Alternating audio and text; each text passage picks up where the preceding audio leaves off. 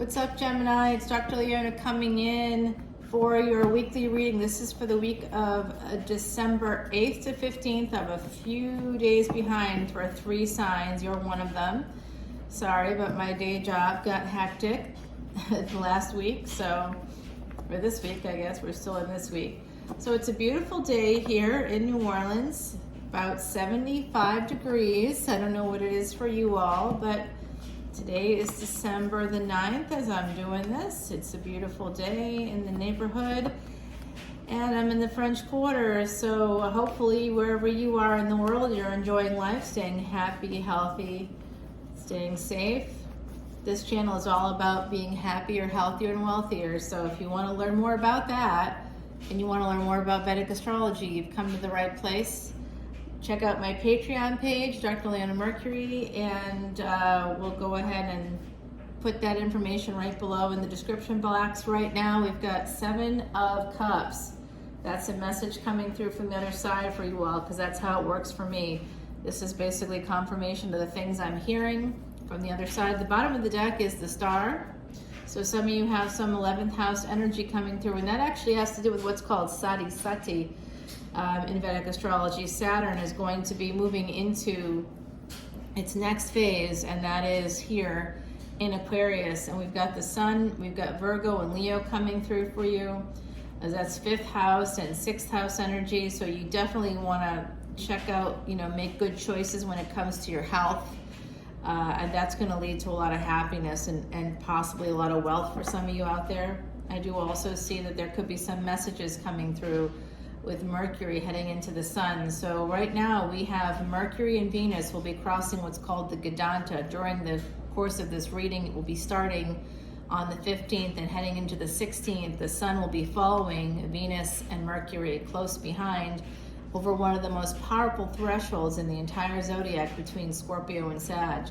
If you're like, hey, it's Sagittarius season already, it isn't, not in Vedic Astrology, which is, by the way, 15,000 plus years old. That's the first evidence of it from the Vedas. And that is essentially got about 12 plus thousand years on tropical astrology. So just something to keep in mind for the context of this reading. Of course, I take into account all signs and try to bring it into the 21st century, as it were. So someone is choosing pain here, making a choice that has to do with pain. There could be third-party energy here, Gemini. Someone's really holding on to something, but we do have 3 to 4, so that's looks like some progress coming in. Someone's holding on to a marriage. There's also someone's holding on to the idea of marrying someone, possibly someone with Leo in their charts. This is Taurus energy. We've got Gemini, more Mercury coming through for you. So Mercury and Venus energy is really important. Gemini, you're ruled by Mercury, so I hope you're paying attention here. And Taurus is ruled by Venus, so we've got Mercury and Venus, and between them there's this sense of holding on to the past. So if you've been holding on to the past, now's a good time to break away. Wow, more Taurus coming out and more Venus coming out. So you've got double Mercury, double Venus, you've got the Sun. Mercury and Venus are both basically holding hands, crossing what's called the Vedanta or threshold in between Scorpio and Sag. A very, very important movement. And the Sun follows close behind, like about a day later. So we have all this energy moving into Vedic Sagittarius in sidereal astrology. And I do see that there's possibly third-party energy here with the 3 of Wands and the 3 of Swords. Wow, I don't know what's going on, but I'd like to know. It looks like, again, I'm seeing more Leo, Sag energy coming through, Aries energy coming through. Someone who perhaps is very connected to the spiritual realm might be coming through for you. They want to marry you. Third-party energy, though, someone is holding back. Oh, that's my drawing. Forgot that was there. Yeah, but that's what you've probably been hearing it too. I just wanted to de-wrinkle it a little bit. I did a late night load of laundry, trying to just get it done, and it's early in the morning. I haven't quite gotten there yet. So I see two tens coming through here for you, with the 10 of Cups and the 10 of Wands. So it does look to me, and you've got multiple nines. So I think there's completion and 3 nines now that I can see. So it looks like completion and wholeness are going to be coming in for you. 999 and 10, the double tens is telling me that there's at least 2 cycles in your life that are coming to a close, and you're going to be starting another one. And actually that's part of Sati. So you want to check that out. Come over to Patreon if you want to know more about Saturn and its cycles and how it affects your life and your wealth, because Saturn, of course, is the ruler of both the 10th house and the 11th house, as well as wherever it is in your chart. It may be in the 6th house in your chart, which would be actually a wonderful placement for longevity. So you can learn more about that by coming over to patreon.com/leonamercuryphd. All the info is below. This is about someone holding back here on their wish fulfillment because of a marriage, possibly. They have a lot of conflict. These double fives, that's telling me that someone's health could be in jeopardy here. The moon, wow, there's something we don't see coming, and that could be this conflict here. Threes, the threes have it. We've got 3 threes. That's ascended master teachers. Here's what we don't see coming. Someone's going to be walking away. Wow. Towards a new opportunity. Possibly walking away from a home. Could be somebody with Leo in their energy. This is Pisces, Aries cusp. The King of Swords keeps coming out for me. This person's got mad conflicts. This is the 3rd 5 here. There's like loss coming in. The house of loss is the 12th house, and that's what Pisces is, the 12th house. So, but for you, it may not be in the 12th house. It might be in the 4th house. If you're a Sagittarius ascendant, the Sati that's coming through is actually really positive.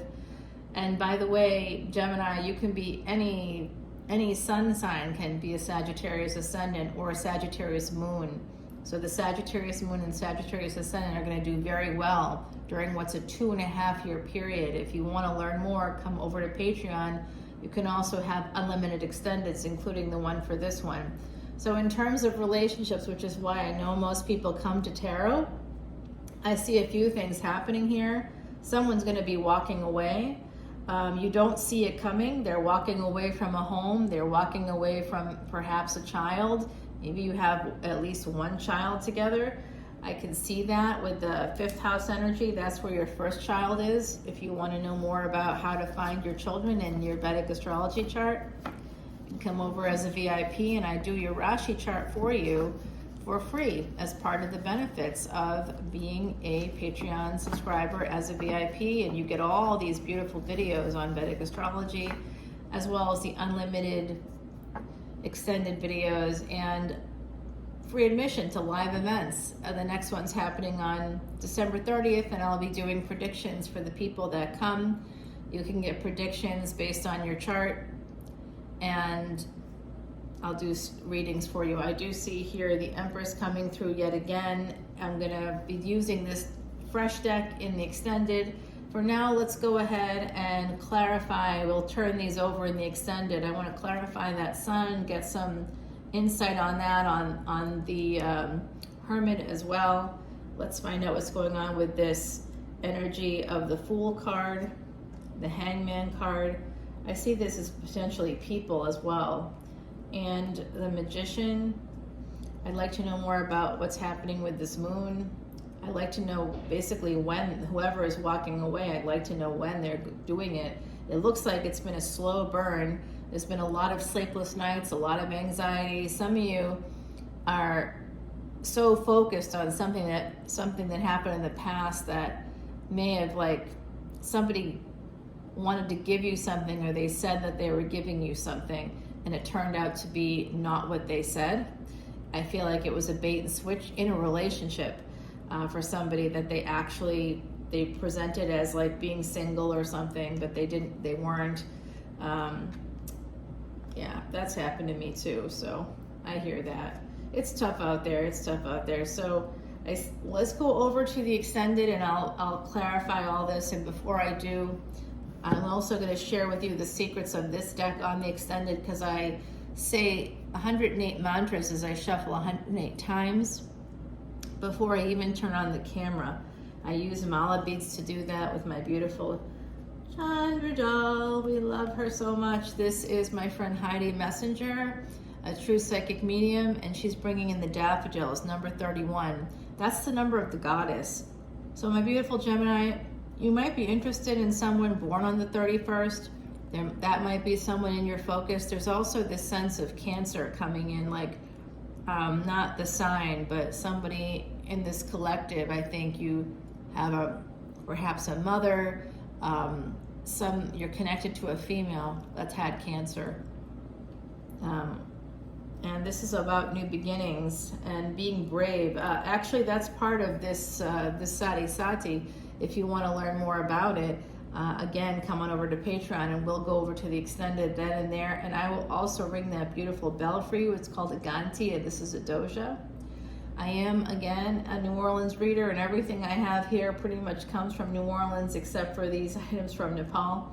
And also there's the mala beads there that are also from Nepal. But everything else comes from the French Quarter, particularly French Quarter artists, French Quarter retailers, local people. That's what it's all about here. And I hope that y'all are doing well, staying safe, happy, and healthy. I will see you on the other side on Patreon. Until then, bye now.